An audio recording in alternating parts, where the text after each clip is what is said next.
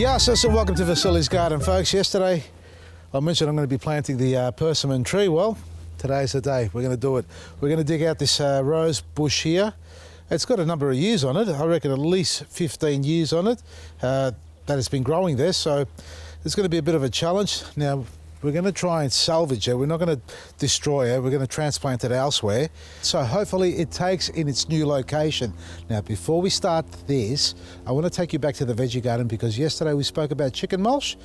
I've actually dug some up and spread it around some of the garden beds and it's looking mighty fine. Let's have a quick look before we start, eh? In this bed here, I've actually applied some of the mulch that was sitting in the wheelbarrow with water, and it was just decomposing already, so you can see it's nice and hydrated, but then I needed to top it up with a bit more, which is the dry mulch there, and I've got to hydrate that, and I haven't as yet, obviously, but it's over here. Now, this stuff here was from the chicken yard. Now, as I was gathering it from the chicken yard, look, you could see some of the crumbly bits in here as well, so I got in there with a garden fork, so it's not just mulch, it's actually decomposing. It's almost turning into humus, this stuff. Now, these are capsicums and they're meant to be going dormant in winter, and that's what I want them to do. I want to keep them over winter and then have them come up early in springtime. But they are a little bit on the leaf curl there, meaning they're cupping up a little bit, and I'm thinking it's because the soil underneath was malnourished. Not so much just the lack of water, but it was just, you know, not enough nutrients left in the soil or life in the soil. So I've just thrown it straight over the top to decompose as well, and hopefully it may burst them into life, but that's okay. We'll protect them, we'll close them over and create the mini hothouse that we have here so they're not going to get frostbite or anything. So that is the mulch from the chicken house. But even better than this are the broad beans. But wait a second, earlier on when the sun was shining on these leaves weren't as cupped. I'm 100% sure they weren't as cupped, these ones here in particular. They were more open, but they look like they're just cupping up now. I've mulched the whole area there. Look at the middle ones. They're actually doing better than the earlier ones that I planted. Still haven't worked out what's gone wrong with them, folks. I've tried everything. I've done a test of the soil, and I'm putting it down to it being the seed itself. Hello, Vader. But I haven't bothered to replant them anywhere else again, so I'm just going to persevere with these and see what sort of results I get at the end of them. Yes, it's a season of sacrifice, but it is what it is. All right, folks, we're going to dig this rose out first. Now, these are one of the things that we're going to do in our workshop. For those who haven't booked their fruit tree workshop, it's digging a big hole. I know it sounds like a crazy thing, but a lot of people don't know how to dig a proper hole for their tree. And we're going to go through that now, but first things first, we're going to work on this rose. Let me get my secateurs. I'm using, this is a ryeset pear here. A half decent one, good value. They're not expensive and they really do last well, so a good quality blade on them. We're going to cut this back first so we can handle it a lot easier, and you can be meticulous with it or just cut it back low enough so you can get your head around it and then clean it up later on when you finish transplanting it. Only because even if I cut it down meticulously now, as I start digging it, I might cause more damage than I anticipate on it and might need another cut back. So I'm only cutting it back to the new growth. I'm not cutting it down to last year's growth. So this is all this year's growth, a couple of buds for now. See a lot of dead wood inside as well, but see, now I can get my hands in here. There's no spines. That's the first thing you've got to look for. This is thornless, which is great, so I can handle it a lot easier. Always look out for the thorns on these things because they are a prick of a thing and they get you pretty fast and nasty. And that's what I'm left with. Now, this is my choice of tools here, folks. I've got a garden fork, right? I've got a mattock, and I've got the crowbar here, or the pinch bar, whatever you call these things. I've forgotten what you call them. All right, text me, message me, tell me what it is if I got it wrong. So we're going to try and loosen the soil all the way around to expose as much of the root ball as possible. Now, being winter and it's dormant, and mind you, for those who want to know what temperature it is, it's about 6 degrees at the moment, but the sun's not bad at the moment. It's got a little bit of a bite in it. So I'm just loosening up the soil, and if you have a close look, there's even catnip growing right at the base of the plant. Now I'm going to try and get underneath it and see if I can find, yep, I'm right underneath it there. Roses are pretty tough, folks. They can take a bit of a beating, even if you cut some of the roots off, and ultimately we're going to end up cutting a lot of the roots off here. Look at this, I've got irises right next to them as well. See that? It's moving. Now we haven't taken all the soil out yet, so we can't just pop it out because we're going to destroy it. 30 centimetres deep here. And that's not budging. All right. Time to remove some soil. There's some of the roots there. The thing about trees and the roots, whether it's a fruit tree or a large rose like this, if you had a look at a cross section of the soil to see how the roots are growing, you would think that they grow straight down and sort of fan out like that into the soil. That's the ideal scenario of a root system, especially with fruit trees. But in this case here, because of our soils and the type of soils we have and the condition of them, the different layers, 99% of the time the roots only get about 400 mil deep, about this deep, down, and then they spread outwards. So they're more matted than they are deep. And now as we're chopping around here, we're removing a lot of the matted or the fibrous roots, just like here. And that's okay this time of the year to do that because it will put on some new growth come springtime. Now when it comes to digging out the root ball and understanding how big the roots are, generally we'd say around the drip line is a safe sort of area to start working on. So you can see the width of the rows, and I've cut out down right below where the drip line is, right down below it. So we're talking about 1.2 metre round. Yeah, about 1.2 metres in a circular form, a little bit oval shape. Now that is more than enough of a root ball there that I've exposed as far as protecting the plant, not killing it off. But we still got to get into the main taproot, which is right at the bottom. Now you see how it's wobbling there? See the soil closest to the camera that's not wobbling? So that there really would tell you that there's not a lot of roots in there from the rows. So we can afford to get rid of that soil there. And what I'm talking about is this stuff here. See that? See how it's just fallen away? So as I was wobbling it, you'll see where it's connected and where the roots are going and leading to. You've got to try and get yourself as much of the root ball as possible. Not so concerned about the soil, but I reckon from this point back, it would be pretty safe to say if we cut into the roots. Yeah, I'm hitting a root there now. See, you can hear that crunching sound. Yep, that was one. So we've loosened one on that side, and I can tell by just doing that. See that movement? Now there's one. It's on this side here as well.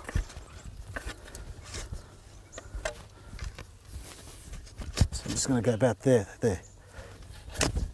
Oh, did you hear that? And because it's winter, it's quite safe to be able to cut those big taproots off. And I'm going to leave at least 40 centimetres on it, 30 to 40 centimetres of a taproot. That's how far down I've gone with the spade. Now, it's not just one, it'll be two or three of them. In this case here, which is the main structural framework of the tree, because that's the main roots that go down, and then from there you've got all your laterals that come out of there, and then your fibres on top of that, and your hair like in the shallow areas. So see where I'm moving now? I'm touching on the root ball there, or a taproot or another one. So I'm going to cut right into that now. Done it? Yep. Oh, now see how it's lifting on one side? This is what we do in the fruit tree workshop, folks. Difference is you do it and I'll give you the instructions. So you pay me to tell you how to do it, and you work up some elbow grease and you learn about it. But you're going to learn the proper way and a safe way. We're not using machinery here. We're using a simple spade here, shovel, pitchfork, garden fork. So as I'm lifting, see here, it's still anchored down on that side there. So we've got to find out where that root is. We haven't pulled on the plant yet at all. Have you noticed that? I haven't done any yanking or pulling or anything. I'm simply establishing the size of root ball that I want to keep, that I think is going to be sufficient enough to look after this. And at the end of the day, there's a lot of these branches that I'm going to get rid of. It almost looks like two bloody roses here, doesn't it? All right, so we're on this side now. Let's get rid of some of that. Oh, I think I've hit it already. Okay. Still got to get underneath it. So we've done 3 sides there. Now there's something down underneath. Nearly there. This side. Yes. Done. Beautiful. Let's have a look at it. Oh, jeez, there we are. have a look at this. Come here. Look at this monster. Have a look at this beauty.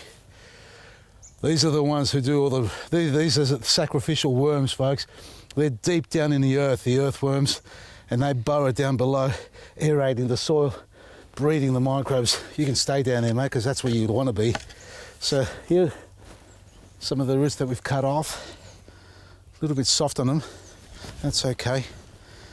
Now, before we plant it elsewhere, we're not going to do that today. We're going to finish off planting the persimmon. This is quite safe to put aside for now. What you got to do, secateurs. No. Have a look. Look, trying to escape. Have a look at it. They're on this side, just hanging down here like that. Another beauty in here. Look at that. They are literally living in the root ball here. Big worm. All right, we're popping you back in there. So what you need to do before you go and plant out, whether it's a dormant tree or a rose, when you buy it from your local garden centre, have a look at the root ball.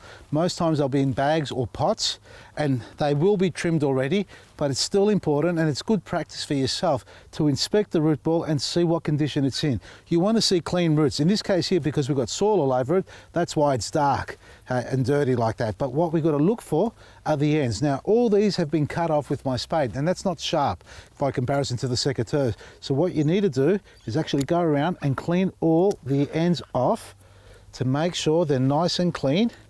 What have we got here? There we are. And cut them off to a clean spot like that. So trim it all up. Don't be too pedantic about it. After all, they are the roots, but just clean it up so you don't leave any torn bark on it, or skin that is. See all that marking there? Just cut that off. You don't need that. And do that all the way around before you plant. And when you do buy your local tree, look, another bloody worm. I love them. Now when you do buy your plants and they're bare rooted, chances are they're not going to have soil stuck to it like this. We've still got all the fibrous roots in here as well. This is very sandy, this soil down below, and we've got to get rid of the catnip. All right, anyway, let's put this aside. Now, preparing the hole for your tree, first thing you got to do is establish the size of the root ball. Now, we're using a 30 centimetre, I think it is, about 35 centimetre pot. It's been growing in here since last springtime, last year spring. So let me just show you the root ball. And if we're doing a 35 centimetre pot, folks, there we are, nice and clean. That's a weed. Get rid of all that. Now, if you're doing a 35 centimetre pot, in width, you're going to go double the width. And we've already done that because we had a big rose in here. Now, if you didn't have a rose in it, folks, you would basically dig that wide. Now, dig it round or square, it's up to you, as long as if the soil is a clay base, you're going to want to do a bit more of a square shape than round. Now, before we start planting, this is not how you'll dig the hole and leave it and then put your tree in there. The way you should be doing it is loosening up this size as we have here and leave all the soil in there. Mind you, I've stepped all over it. You don't need all of it. You'll need about 2/3 of it, and get rid of the catnip. So if you, oh, look at that beauty. Oh, I'm in love with these beauties. They're everywhere. All right. So we're putting the soil back in, get rid of the catnip. If you're wondering what I'm doing, is I'm actually putting the soil back in here. Yes, obviously. Leaving the rest of it out because there's a lot of weed in there. And I'm going to add some compost and planting mix. There we go. Before you add the bag of compost or the next bag, mix it through, just like I am at the moment. There we are. Now let's add the compost.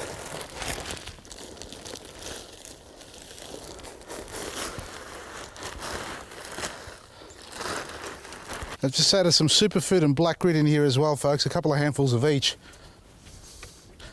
Now let's mix that through as well. Okay, so what we've done, folks, is twice the size, if not 3 times the width of your pot. So if you've got a 30 centimetre, go 60 to 90. We've gone almost a metre, it's about 90 centimetres round.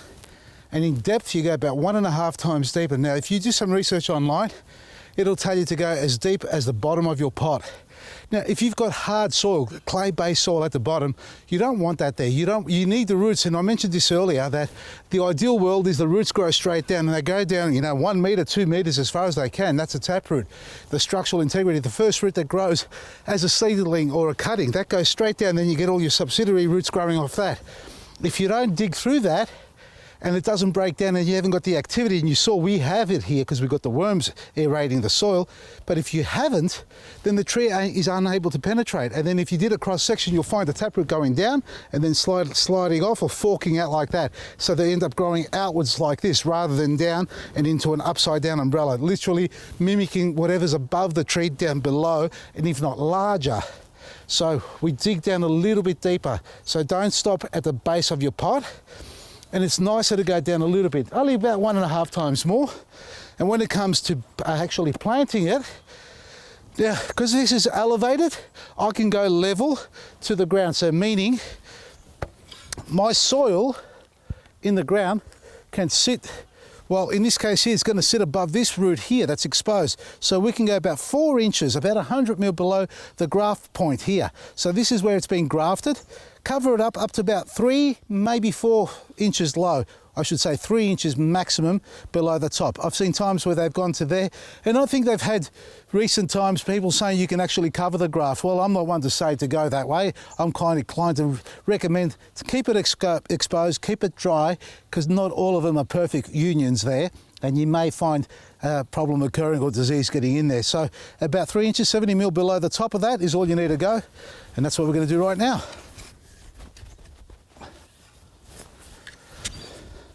Let's pop this in. And generally, if you are going to be pedantic about how you place your tree in the ground, you can go by the graft if you like, and that normally faces north. Well, that's facing south at the moment, I think. I don't know which way you look at that, but what I do is I actually aim for a north facing. That is, well, north is over there, slightly off that. And I'm going to look at the weaker side of the tree, which is the one that's got less growth on it, to face in that direction. So I'm going to try and encourage new growth of these buds here to burst out so we can get more branching out on this side there. And that's it. So that's facing north, and let's just push that back in carefully all the way around.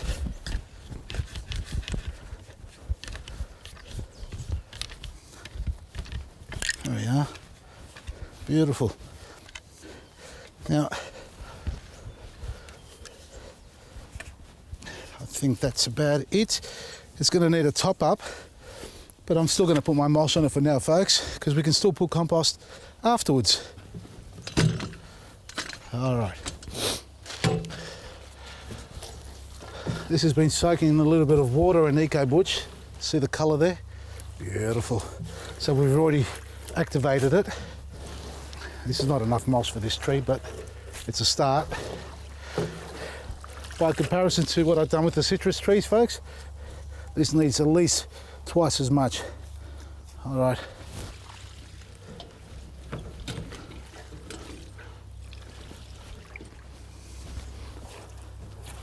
Beautiful. So that went nowhere, didn't it? That's not how you water a tree anyway. Use a watering can or a soft spray hose on it.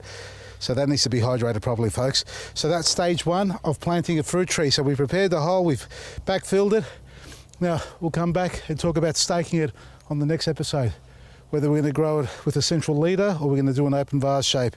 Anyway, check out our website, vasili'sgarden.com, if you want to get involved in planting fruit trees and learn all things about what you need to do to be able to grow a successful and very productive fruit tree. We've got plenty of workshops on our website, vasili'sgarden.com, that is. And Craig Castry is joining me on a few workshops, so check them out. He'll be demonstrating lots of things, very important elements of growing and grafting and propagating and scion wood and all things about trees. Book your seat before they sell out. Otherwise, enjoy your lovely day. From me, Vasili, Maresi.